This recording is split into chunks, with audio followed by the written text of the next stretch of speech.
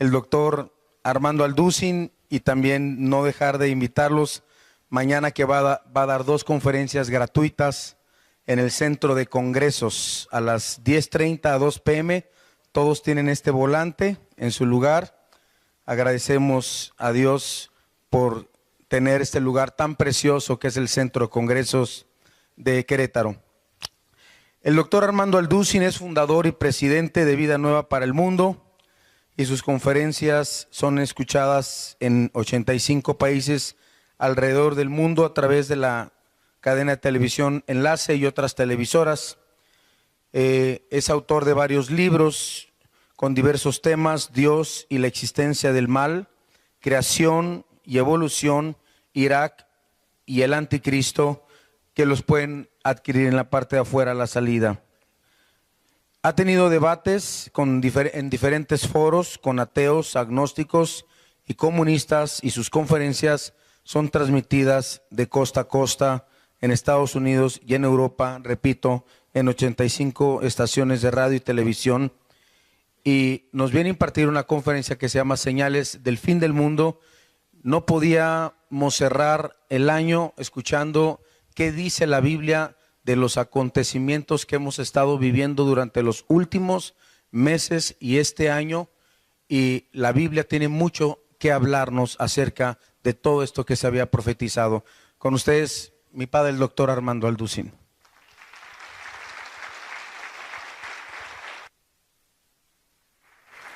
Gracias.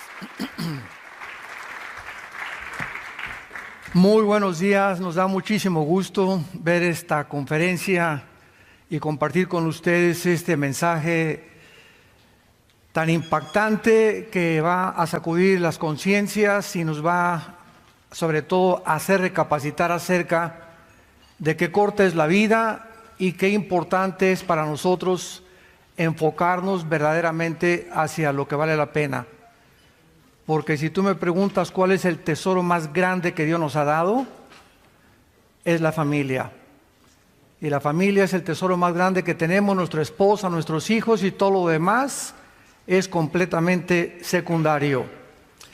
En esta semana, el presidente de Estados Unidos, Donald Trump, hizo un anuncio que ha puesto y ha sacudido la mayor parte de las naciones, principalmente a más de 22 millones de árabes, al declarar que Jerusalén es la capital del Estado de Israel y que la embajada que se encuentra actualmente en Tel Aviv, como las embajadas de más de 86 naciones que en 1986 fueron sacadas de Jerusalén, va a volver otra vez a establecerse en la ciudad de Jerusalén.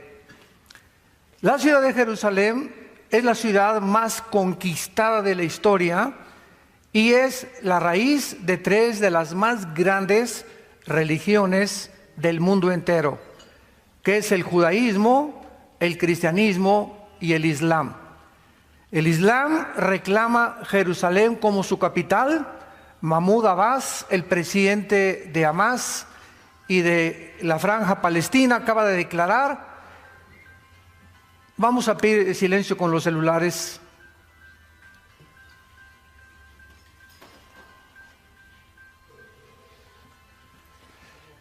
Y estamos tratando de poder compartir con ustedes la importancia que tiene estas declaraciones, porque acaban de declarar, ¿verdad?, que pues no, Jerusalén no es la capital de Israel, es la capital de los palestinos.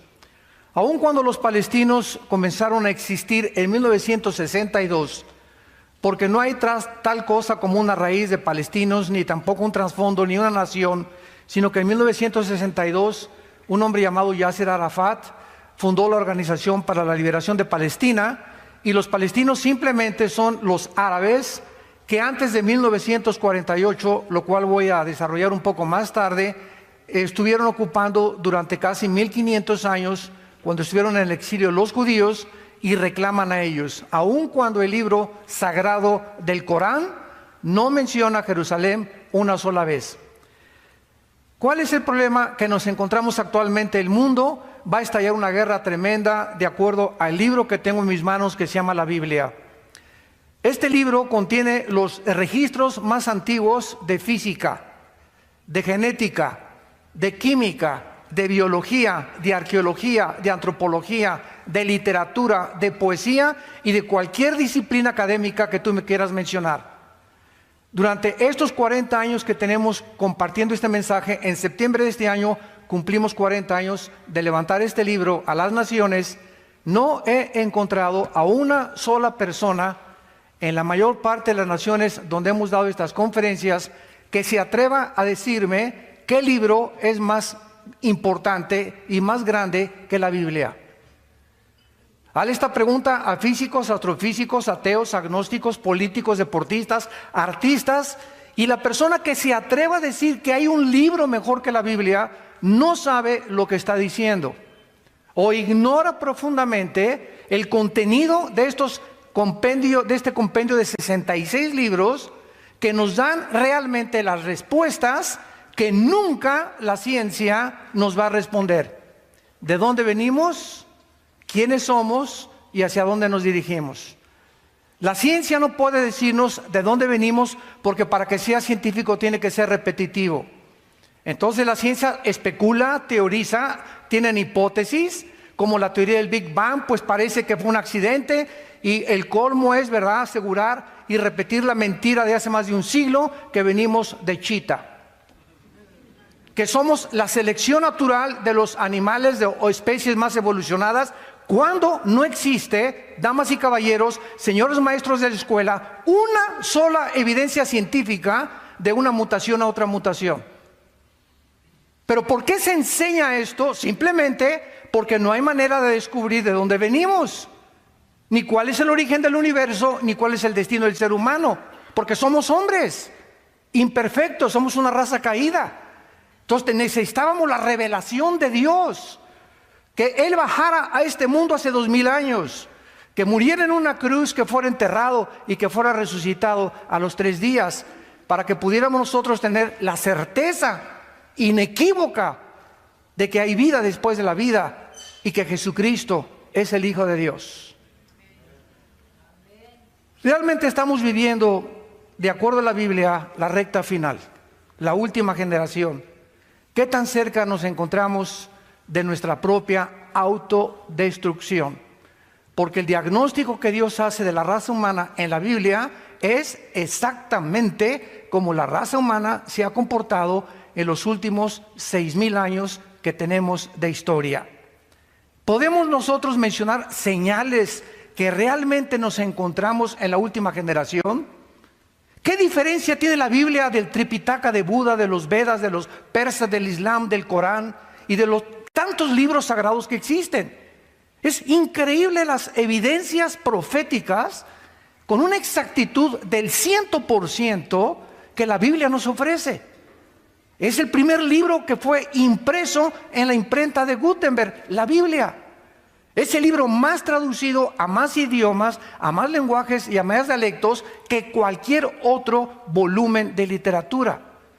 Y es el libro que nos ofrece realmente la esperanza que nosotros tenemos y que tú puedes tener esta mañana, que si tú mueres algún día, tú puedes volver a vivir eternamente con el Hijo de Dios.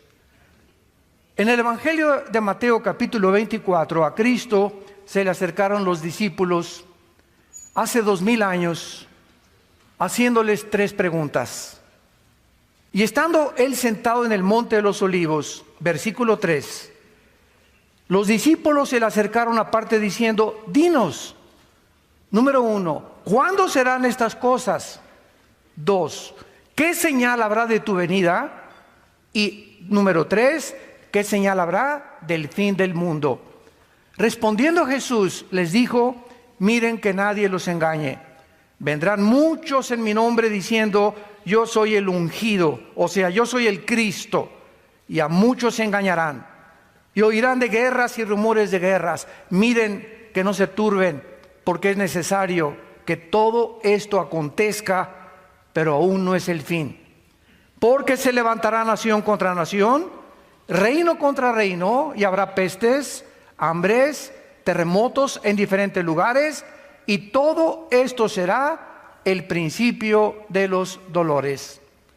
Cuando Jesús menciona que una de las señales del mundo era cuando las naciones del mundo se enfrascaran o se involucraran en una guerra mundial, durante toda la época del ser humano, de acuerdo al Instituto para la Investigación de la Paz en Suecia, Estocolmo, en los 6,000 años de historia que tenemos, damas y caballeros, solamente hemos visto 25 años de paz.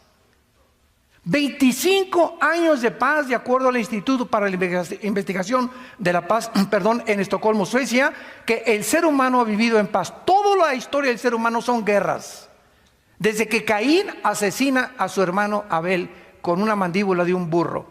Desde entonces el ser humano es un ser humano contra el otro. Blancos contra amarillos, negros contra blancos, católicos contra protestantes, etcétera, etcétera. Es una guerra étnica, un racismo entre nosotros impresionante por la maldad que existe dentro del corazón y el egoísmo de hacernos creer que somos superiores a los demás.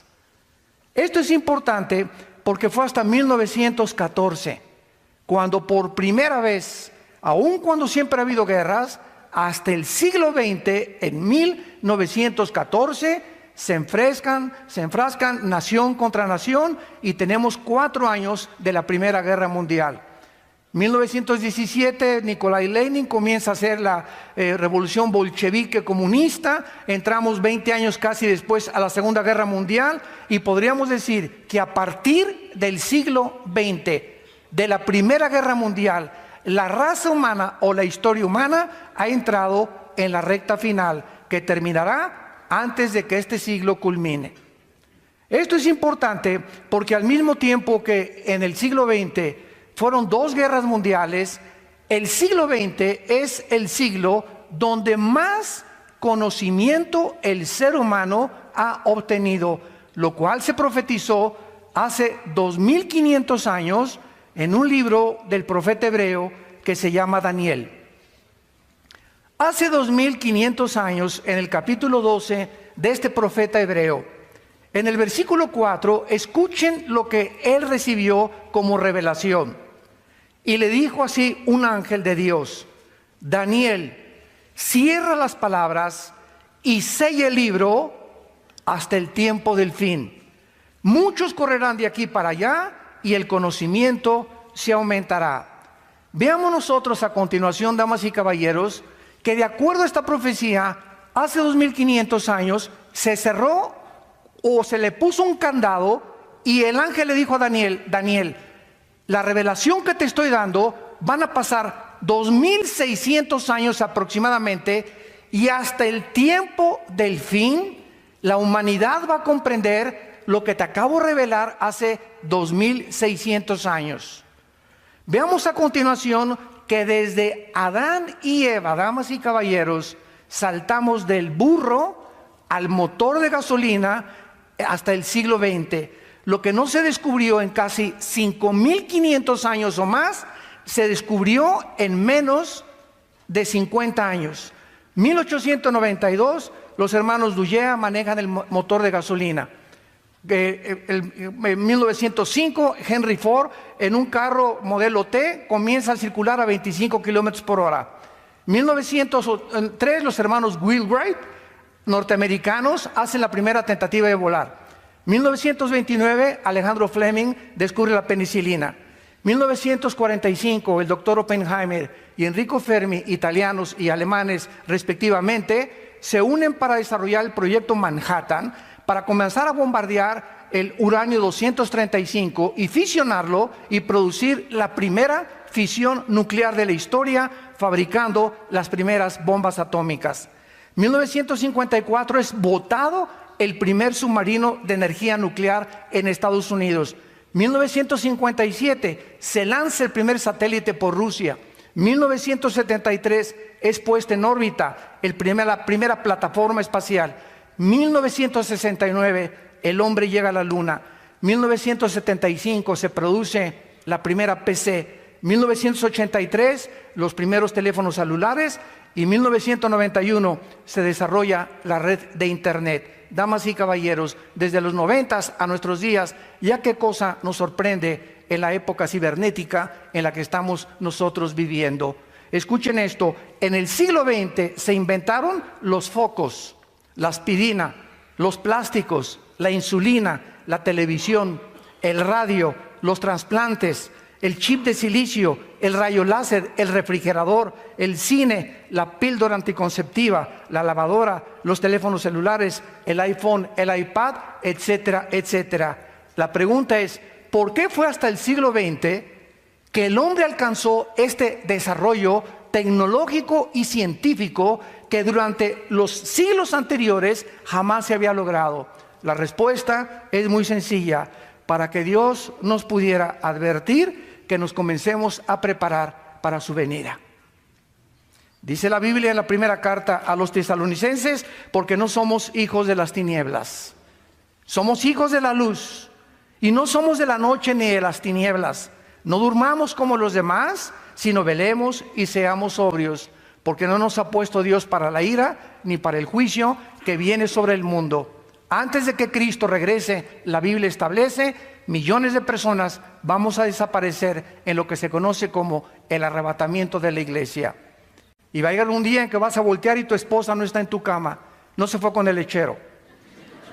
Y tus hijos desaparecieron o tu esposo desapareció. Todos los millones de niños en los hospitales van a desaparecer y van a comenzar el mundo a producir una confusión en los medios de comunicación. Pilotos se van a estrellar porque desaparecían los pilotos, accidentes múltiples en las carreteras. ¿Y qué creen ustedes que va el mundo a comenzar a responder ante la desaparición de millones de personas? Se los llevaron los ovnis. Y esto es algo muy claro, que desde 1946 la aparición del fenómeno ovni ha tenido lugar con más frecuencia, preparando el mundo para una venida de una forma sobrenatural de supuestos extraterrestres. Y que la Biblia nos muestra que no son extraterrestres, ni marcianos, ni jupiterianos, ni plutonianos, son ángeles caídos, bajo la agencia de un querubín llamado Lucifer, que después se le puso el nombre de Satanás, que significa el adversario, y después se le llamó el diablo, que significa el acusador. Estamos rodeados de un mundo de maldad, donde hay influencia y energías poderosas sobre los seres humanos para volvernos locos, para abortar la misión que tenemos en este mundo, para hacernos creer que venimos de los animales y que no somos agentes morales responsables de nuestras acciones. Es un mundo completamente dominado, en el cual, cuando conocemos la verdad, Jesús dijo, la verdad te hará libre. Y no es hasta que conoces la verdad en Jesucristo que tu mente será engañada e irás de botella en botella, de mujer en mujer, de negocio en negocio, de filosofía en filosofía, cienciología, que el Calimán, y que la cientología, y que esto y el otro, y que la dianética, etcétera, etcétera. Y el mundo está perdido y se siguen oyendo las palabras: yo soy el camino, la verdad y la vida. Las palabras del Hijo de Dios. Dios quiere que nosotros sepamos que el conocimiento que el hombre ha adquirido en el último siglo ha sido una de las señales principales de que nos encontramos al final de la historia. Pero lo más irónico de esto es que en el siglo XX, donde más conocimiento científico y más avances tecnológicos el hombre alcanzó, escuchen esto, es el siglo donde más ateos surgieron. Antes del siglo XX, Blaise Pascal, astrofísico francés, cristiano; Isaac Newton, el que descubrió las leyes de la gravitación, cristiano; Einstein confesó que él creía en Dios; Louis Pasteur, Kepler y todos estos científicos, Galileo Galilei, que casi la Iglesia Católica lo crucifica por decir que el Sol no circulaba la Tierra, sino que es la Tierra la que circula alrededor del Sol, eran cristianos. ¿Qué pasó en el siglo XX? Que el conocimiento nos ensoberbeció. Sigmund Freud, ateo; Carlos Marx, ateo; Carlos Darwin renegó de su cristianismo; Friedrich Nietzsche, el padre del nazismo, del comunismo y del fascismo, ateo, el que proclamó que Dios está muerto; Jean-Paul Sartre, el padre del existencialismo, en 1990, que muere cuando escribe su libro El muro y la náusea, diciéndole a su hija: hija, he tratado de poder pelear contra un Dios que no existe. Es incongruente mi filosofía, porque he descubierto que filosóficamente es insostenible mi ateísmo. Y así tenemos a Carlos Sagan, el astrofísico también ateo, que dijo, pues no hay nada en este mundo más que lo que podamos, el propósito que le podamos dar a nosotros. Pero viene una sorpresa impresionante en 1954, cuando el doctor Crick y el doctor Watson, norteamericanos, les dan el premio Nobel de Medicina por descubrir el ácido desoxirribonucleico, conocido como el ADN. Cuando el hombre comienza a involucrarse en descubrir que en los billones de células que el cuerpo humano tiene, tenemos cromosomas con genes dentro, con el ADN, o sea, con un programa, con información, los ateos, el 62% de los ateos, desde el año 2005 al año 2012, en 7 años se convirtieron a la Biblia. Viendo que era imposible seguir sosteniendo que somos el resultado de una evolución y que es imposible biológicamente, la primera y la segunda ley de la termodinámica, físicamente la entropía, niega completamente la evolución y químicamente también. Y ahora genéticamente nos demuestra la genética que es imposible que el ADN de un chango lo tenga el ser humano, o el camello, o el de un león, o el de león un tigre, o el de un perro, un gato. ¿Por qué? Porque esta es la información que Dios puso en cada uno de nosotros para destruir la sabiduría de los sabios y de los que se dicen ateos. Y gracias a Dios que ahora ahí está el Instituto para la Investigación de la Creación Científica en San Diego, California.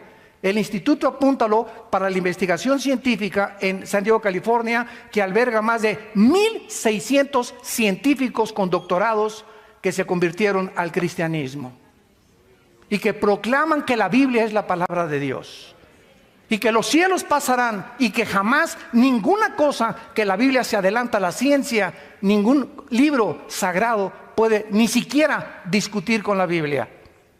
Vemos en segundo lugar otra señal. En 1945 se sueltan 2 bombas atómicas sobre Hiroshima y Nagasaki, 2 ciudades y un puerto de Japón, matando a más de 150,000 japoneses. Es increíble que hace 2400 años el profeta Zacarías, en el capítulo 12, capítulo 14, versículo 12, haya puesto estas palabras profetizando las consecuencias de lo que producen los rayos láser y los rayos gamma y las 500 partículas radiactivas que contiene cada bomba atómica. Escuchen Zacarías 14:12 y dice así: esta será la plaga con que herirá Jehová a todos los pueblos que pelearon contra Jerusalén. La carne de ellos se corromperá estando ellos sobre sus pies. Se consumirán en las cuencas sus ojos y la lengua se les deshará de su boca. Ni siquiera en este tiempo la pólvora se había inventado.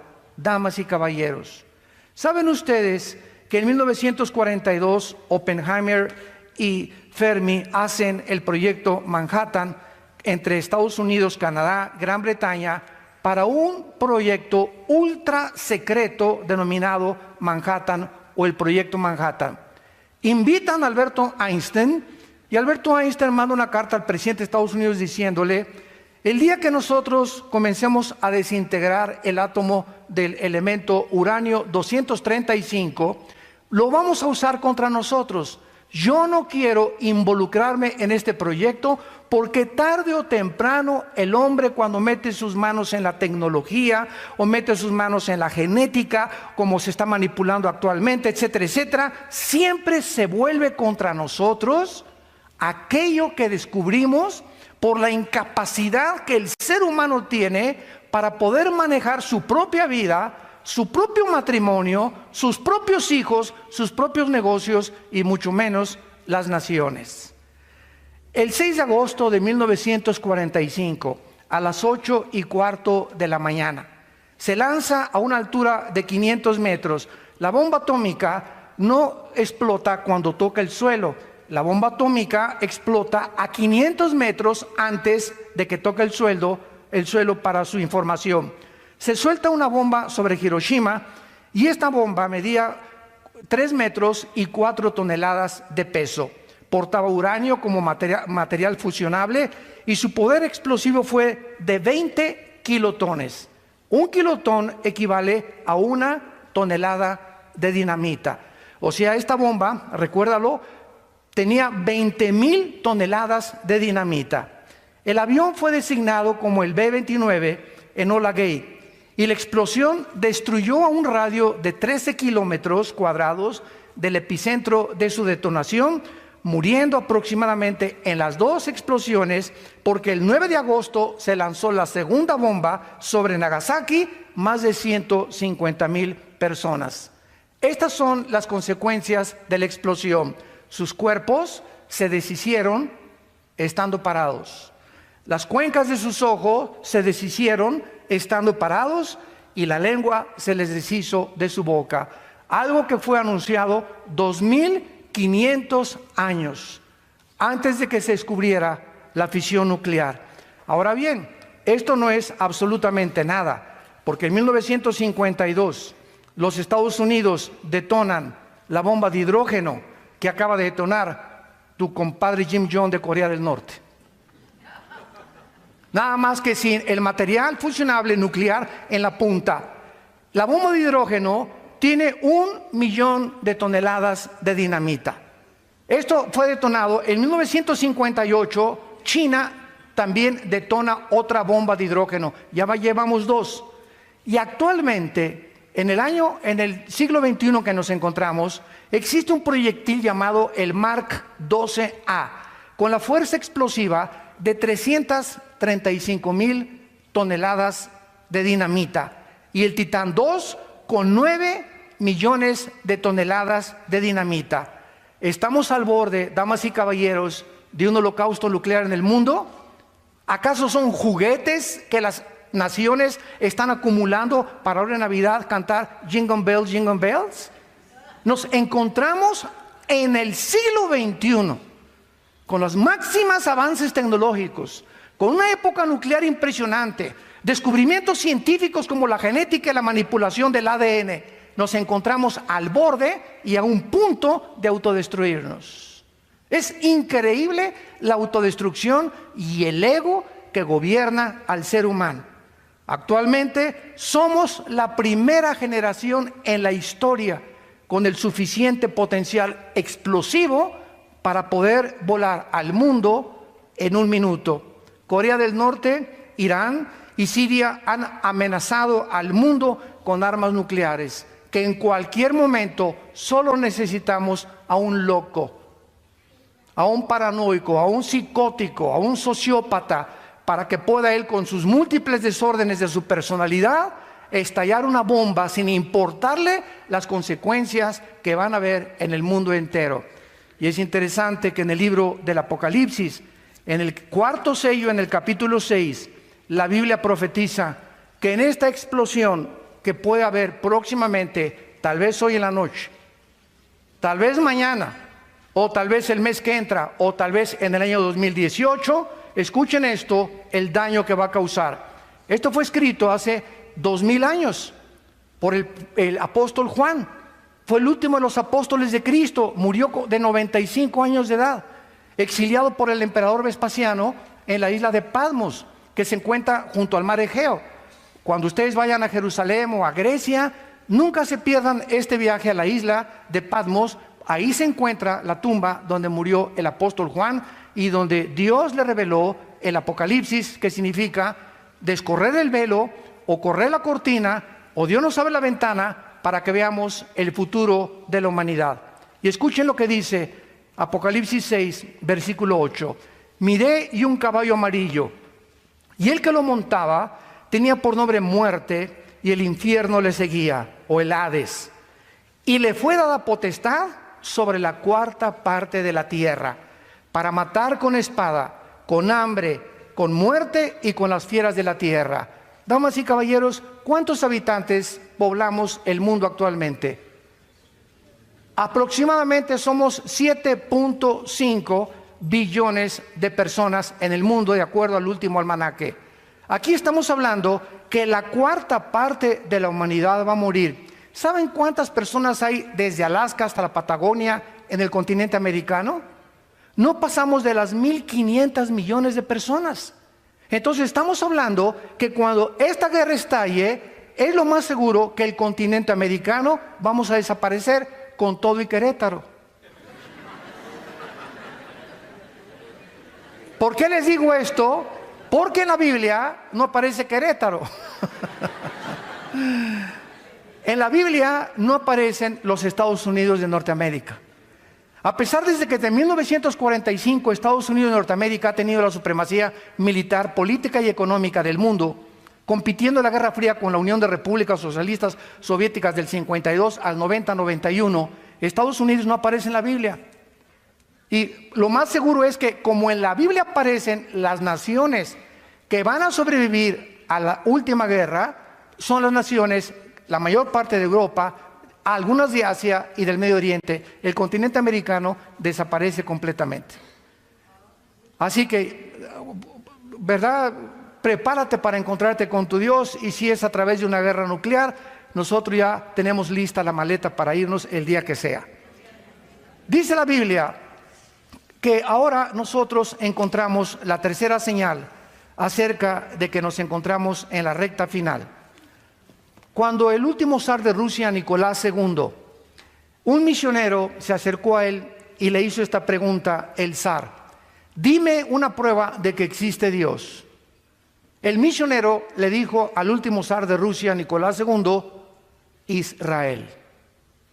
Cuando el zar oyó la palabra Israel, comenzó él a cuestionar desde luego al misionero con mucho más preguntas, y la mayor parte del mundo ignora que Israel, que es el tamaño de Nueva Jersey, Estados Unidos, es un botoncito en el Medio Oriente, rodeado por más de 20 naciones árabes con más de 25 millones de personas, es la única civilización étnica en la sociología, la única civilización que ha sobrevivido o sobrevenido a todos los babilonios, a los griegos, a los egipcios, a los caldeos. Todos han desaparecido en las arenas del desierto, pero Israel, el 14 de mayo del siglo pasado, de 1948, ante los ojos expectantes de la humanidad, en un solo día se constituye en el Estado libre, soberano e independiente de Israel,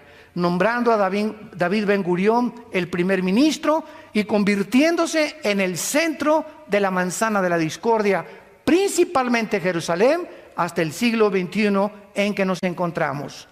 En el libro de Amós, en el Antiguo Testamento, capítulo 9, otro profeta hebreo se hizo esta profecía acerca de que Israel tenía algún día, después de ser exiliado, cuando el general Tito, hijo de Vespasiano, el emperador romano, en el año 70 después de Cristo, llegó a Jerusalén y no dejó piedra sobre piedra. Arrasaron completamente Jerusalén.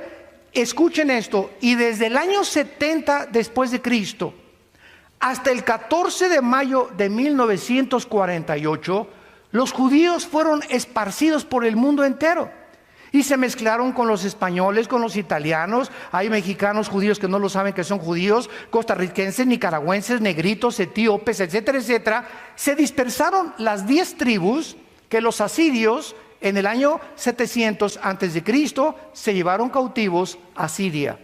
Y esto es impresionante, porque cuando este zar escuchó que el pueblo judío era una evidencia de la existencia de Dios, lo vamos realmente a comprobar. En primer lugar, ¿por qué Dios escoge a los judíos? Y si hubiéramos sido los mexicanos, ¿y por qué no los italianos? Y si hubieran sido los ticos de Costa Rica, los nicaragüenses, ¿y por qué no nos escogió a nosotros? La cuestión es la siguiente: Dios en su soberanía escoge a un pueblo para formarlo sobrenaturalmente, porque el pueblo judío nació de la esposa de Abraham, Sara, cuando ella tenía 90 años, y los ginecólogos le dijeron que era estéril. Abraham, ni con las pastillas que hay ahorita, podía Abraham, ¿verdad?, tener hijos. Y entonces Dios, sobrenaturalmente, ¿verdad?, permite que Sara sea embarazada, y es la única nación que ha nacido por eso sobrenaturalmente, por el propósito que Dios tenía para enseñarnos al final de la historia. Entonces, en segundo lugar, Dios escoge a los judíos para que a través de ellos tuviéramos 66 libros que forman el compendio de las Sagradas Escrituras, y para que a través de los judíos, y no hubiera ninguna otra alteración, todos los autores de la Biblia, menos el doctor Lucas, que era gentil, eran todos hebreos. Número 3, Dios escoge a los judíos para que a través de este grupo étnico naciera el Mesías prometido, Jesucristo, el Hijo de Dios. Cuando Jesucristo hace su aparición en la escena mundial, Jesucristo tenía que demostrar que Él descendía genéticamente de Abraham y de Adán para poder identificarse con todos nosotros. Esta es la razón por la cual cuando José y María estaban comprometidos y ya estaban listos para irse a Cancún de luna de miel, se le aparece un ángel a María y le dice: María, tu esposo no va a tener nada que ver en el embarazo que vas a tener. Ella se espantó y dijo: ¿cómo es posible que me pueda embarazar si José y yo estamos comprometidos? Y entonces el ángel, en el Evangelio de Lucas y el Evangelio de Mateo, le dicen a María: el santo ser que va a nacer en tu vientre será hijo del Altísimo, y le pondrás por nombre Yeshua, que significa Jesús el Salvador. Ahora bien, damas y caballeros, hasta 1954, escuchen muy bien, hasta 1954, cuando se descubre el ADN, la gente comienza a entender por qué José no se pudo meter con María. ¿Por qué el Hijo de Dios no podía nacer como tú y yo nacimos? Y entonces se descubre que las mujeres tenemos 46 cromosomas los hombres y 46 cromosomas las mujeres. Pero las cromosomas del óvulo o sexuales de la mujer son 23 cromosomas. Y las 23 cromosomas del cromosoma o del esperma del varón, apúntalo. La mujer tiene 2 cromosomas XX. El hombre tiene cromosomas XY. Y estas cromosomas son las que determinan el género masculino o femenino. Tú eres varón y yo soy varón, porque mi padre, cuando tuvo relaciones con mi mamá, fue el cromosoma Y el que fertilizó el óvulo de mi mamá, y nacimos varones. Y tú eres mujer porque el cromosoma X de tu papá fertilizó las 2X de tu mamá y naciste mujer. En otras palabras, las mujeres no tienen el cromosoma Y, solamente tienen 2X, el hombre tiene el Y. Ahora, ¿qué fue lo que pasó? La Biblia dice, cuando se descubren las leyes de la genética o de la herencia, en 1860 por Gregorio Mendel, que comenzó a hacer experimentos con chicharitos, y que hay una transmisión de generación en generación. Las uvas son uvas, las papayas son papayas. Algo hay en la semilla, hay una información en las hormigas, en los gatos, que se transmite el color de los ojos, el tamaño, las minerales, en fin, todo lo que contiene codificado el ADN. Entonces se descubre, cuando las leyes de la herencia, que todos hemos heredado de nuestros padres el color de los ojos, unos las orejas de papalote de la abuelita, otros, ¿verdad?, hasta el carácter, eres igual de berrinchudo que tu papá. Entonces la ciencia corrobora que las leyes de la herencia están escondidas en el ADN.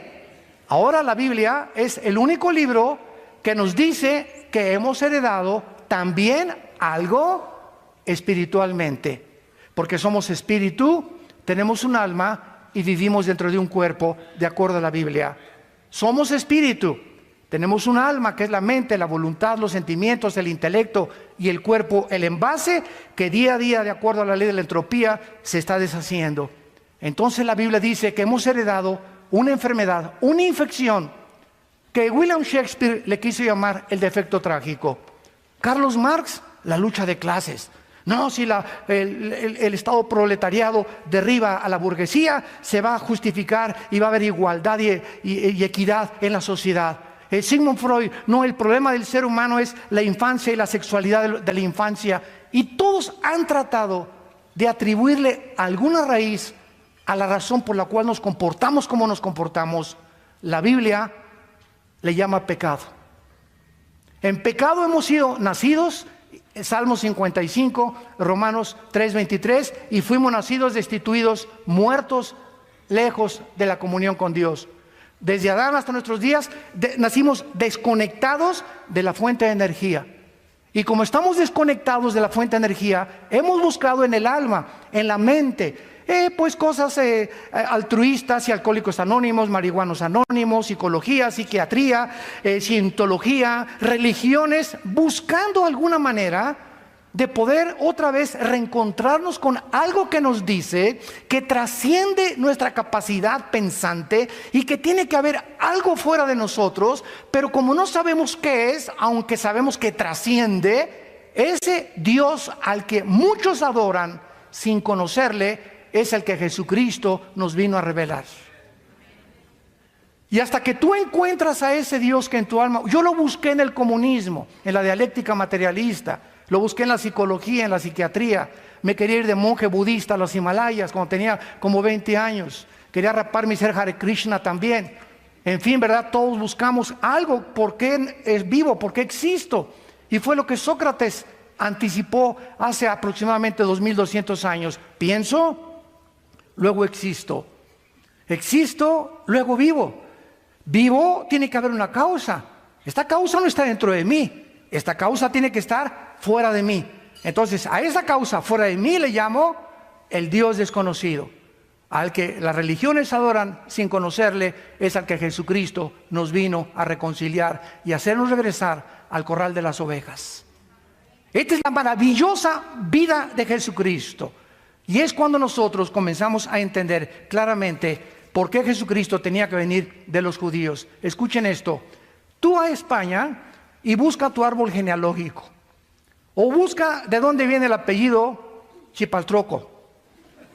O el apellido X. Y vas a encontrar 4 o 5 generaciones, con excepción de los reyes de Holanda, de España, de Inglaterra, etcétera, etcétera, de Suecia.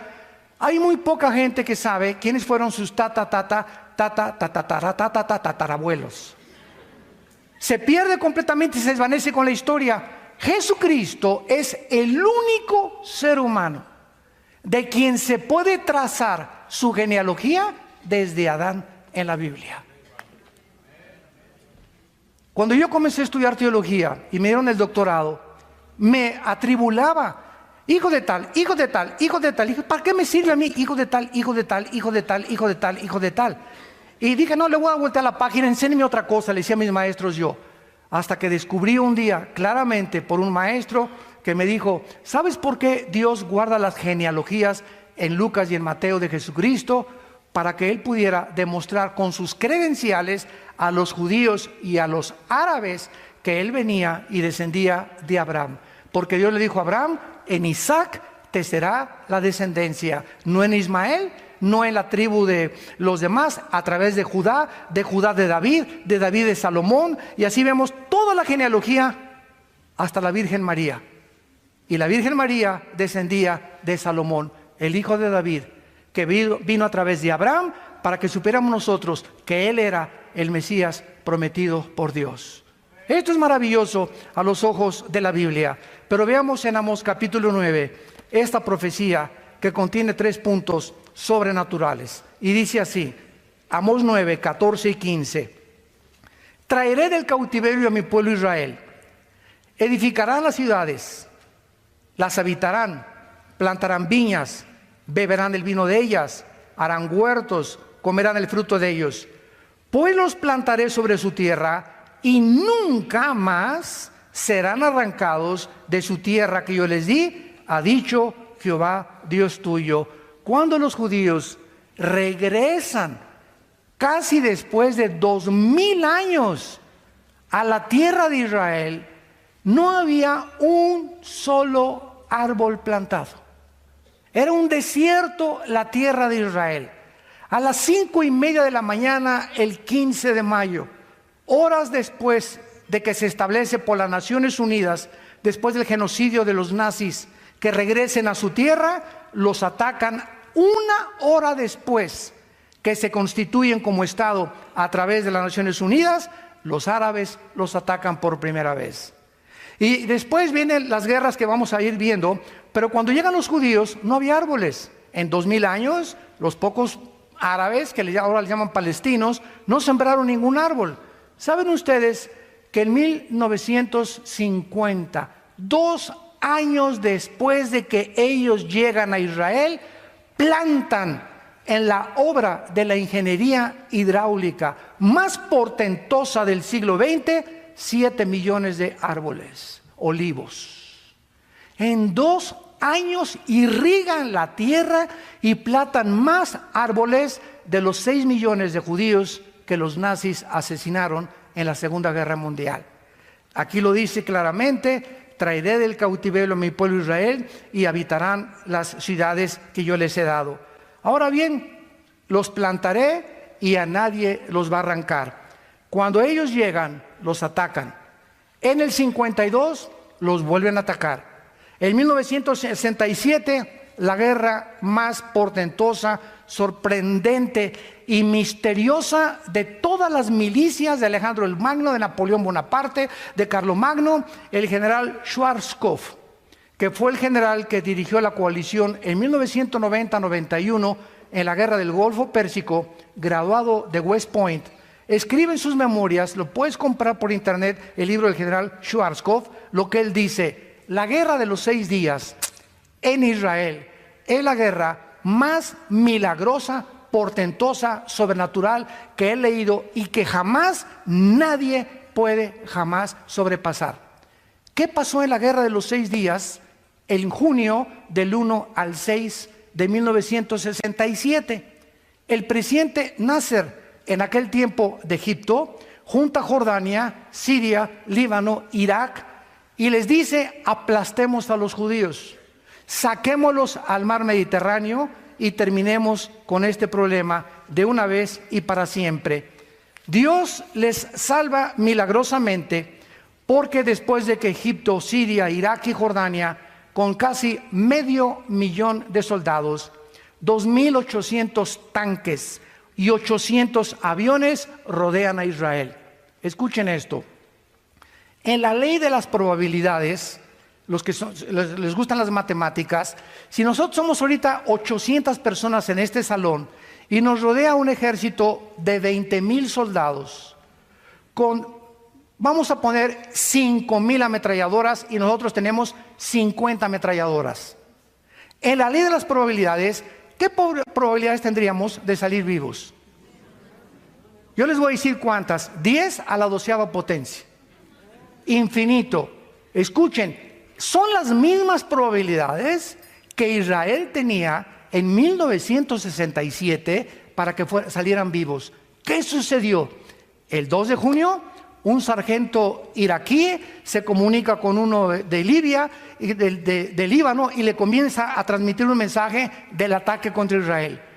La intercepción que tenían los judíos ya en ese tiempo, porque son los amos de la aviación todavía, los mejores pilotos del mundo, más que los norteamericanos, que los ingleses y que los rusos, son los pilotos judíos ahorita, interceptan este mensaje y los aviones judíos, el F-16, se suben 6 pilotos el 2 de junio y a las 4:30 de la mañana, cuando estaban soñando todavía en el Calimán los egipcios y los sirios y los iraquíes, bombardean sus aeropuertos y acaban completamente con toda la aviación de todos ellos. El 4 de junio los judíos dominaban el aire, lanzan todos los tanques y el 6 de junio se encontraban en la península del Sinaí, en las colinas del Golán, al norte del mar de Galilea, y habían reconquistado por primera vez Israel, Jerusalén, la parte occidental y la parte oriental. El general Moshe Dayan, que fue el que dirigió esta operación de guerra, se levanta, ¿verdad? Alaban a Jehová y le dan gracias a Dios, y las Naciones Unidas les mandan un mensaje: por favor, retírense de la colina del Golán, retírense de Egipto, porque si no se arma otra guerra y vamos a partir Jerusalén en 2 secciones. Se pueden quedar con la parte oriental, que es el Muro de los Lamentos, donde están ahorita, y en la parte occidental, que es donde están los musulmanes con la mezquita de Omar. Desde 1948 hasta el 67 habían tenido el control otra vez de Jerusalén. Damas y caballeros, qué impresionante que hayan terminado la guerra en estos 6 días. ¿Saben por qué acabaron el 6.º día? Porque el 7.º tenían que descansar. Hasta eso, ¿verdad? Fue algo irónico completamente. Ahora, después se levanta Yasser Arafat, se levanta Hezbollah, se levanta Hamas, se levantan todos los grupos terroristas, los han bombardeado, los han tratado de sacar.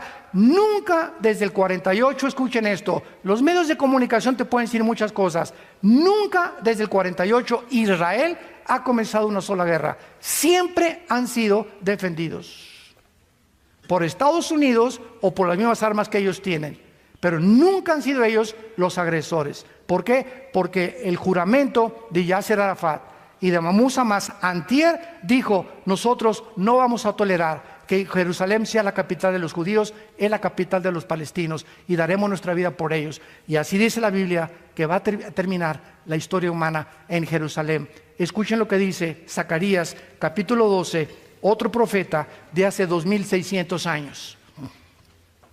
Dice Zacarías capítulo 12, versículo 2 y 3: pongo a Jerusalén por copa que hará temblar a todos los pueblos del alrededor contra Judá, en el sitio contra Jerusalén. En aquel día yo pondré a Jerusalén por piedra pesada. A todos los pueblos y todos los que se la cargaren serán despedazados.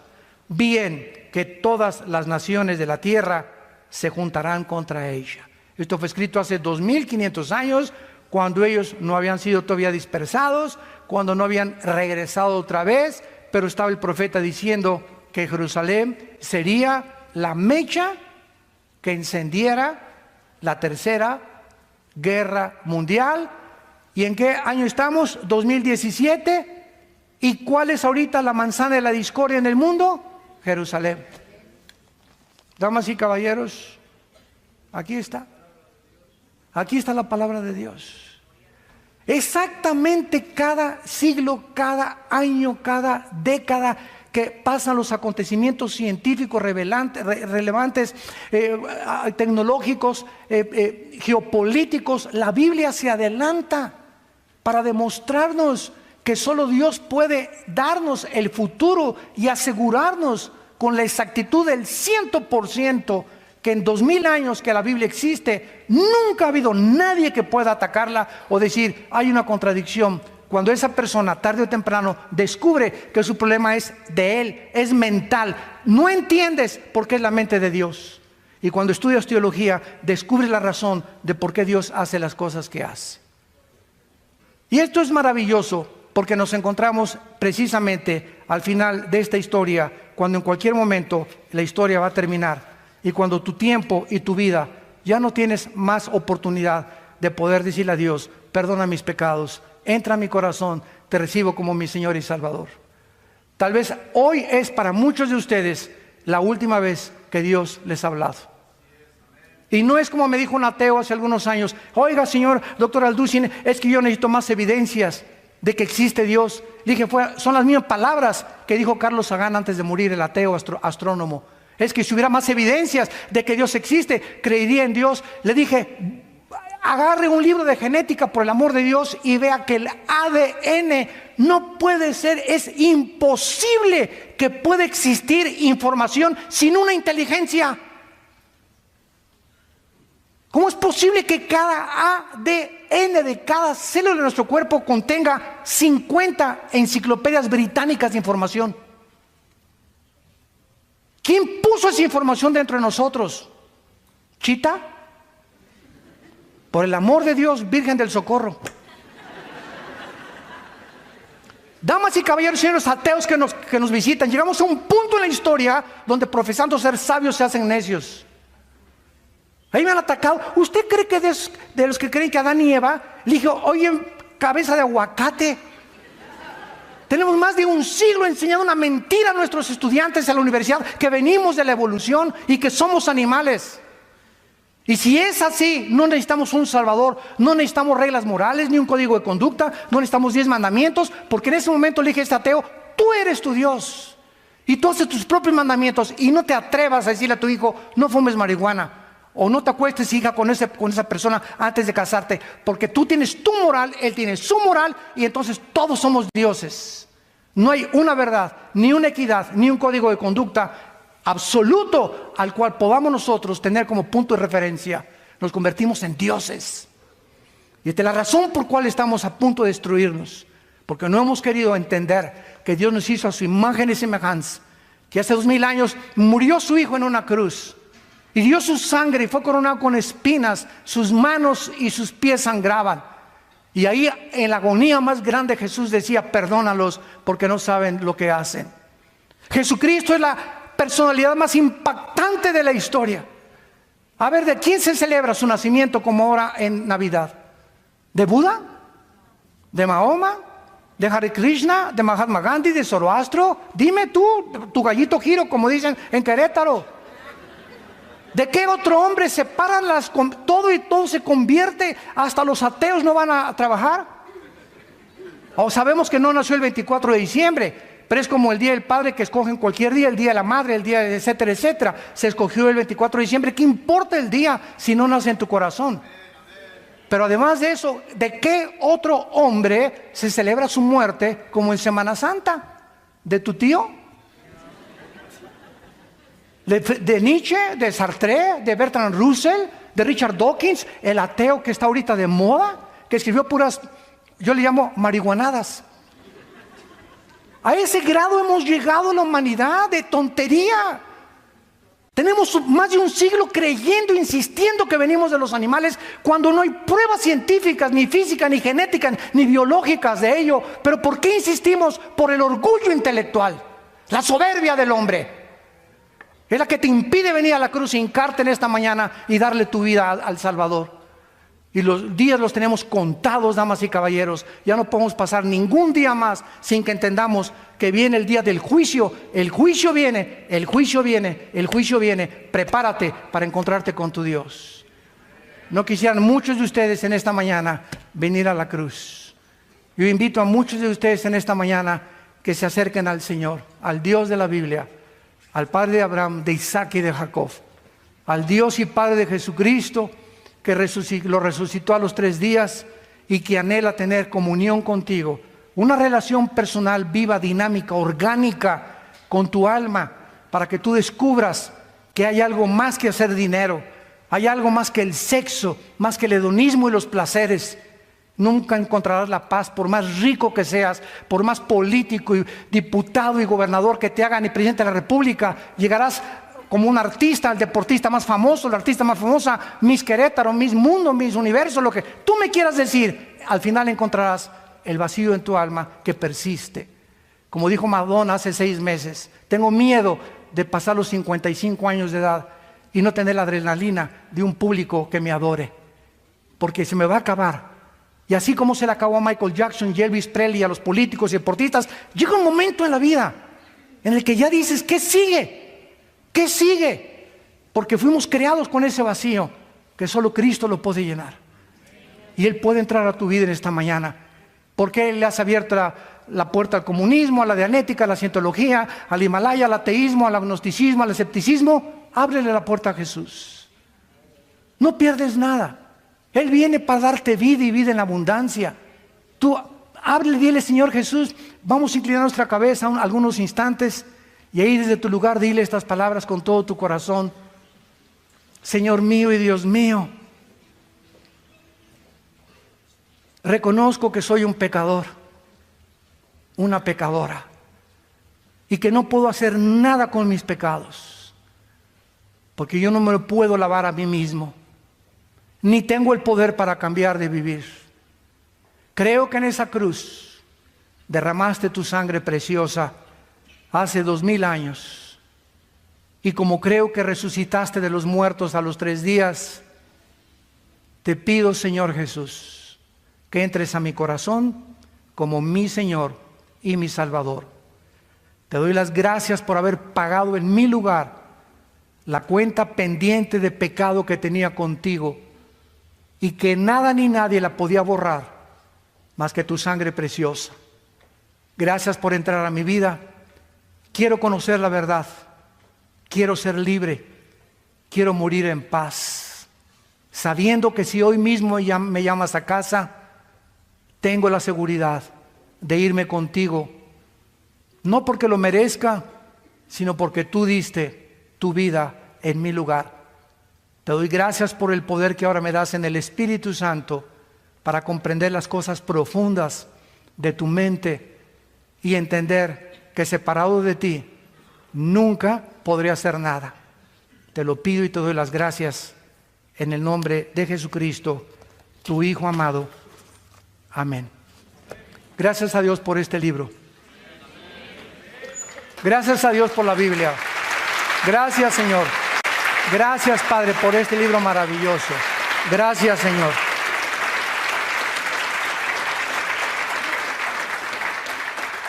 Todas las personas que en esta mañana hayan hecho esta oración, no hay ninguna persona que Cristo haya llamado a escondidas.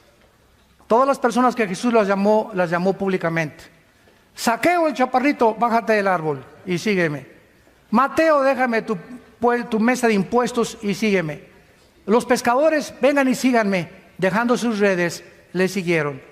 Si tú en esta mañana acabas de hacer esta oración por primera vez, invitando a Jesucristo a tu vida, ahí desde tu lugar, yo te invito a que te pongas de pie. Párense todos los que hicieron esta oración por primera vez. Gracias a Dios. Mira cuánta gente. Que Dios los bendiga. Gracias, Señor. Gracias, Padre. Gracias. Que Dios la bendiga. Gracias. Que Dios lo bendiga. Gracias a Dios. Gracias.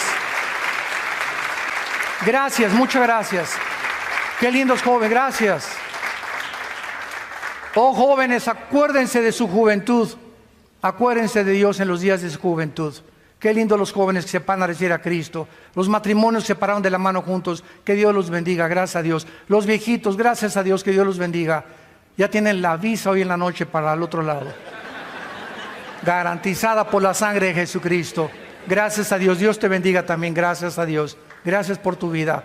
Dichosos y felices los pobres en espíritu, porque ustedes verán a Dios. Dichosos y felices todos ustedes que son misericordiosos y que no ven a la gente como tus intereses o como personas para ser usadas, sino que vemos a la gente como almas necesitadas que necesitan a Cristo. Y dichosos y felices seas cuando te persigan y cuando la gente se burle de ti porque eres cristiano. No te amedrentes, al revés, gózate, porque así persiguieron a los profetas, a los apóstoles y al Hijo de Dios. Si a Él hicieron eso, ¿qué nos pasará a nosotros? Gocémonos y alegrémonos cuando en el nombre de Jesús somos perseguidos, porque grande es el galardón que Dios tiene para ustedes en los cielos. Que tengan mucha paz y que Dios les bendiga.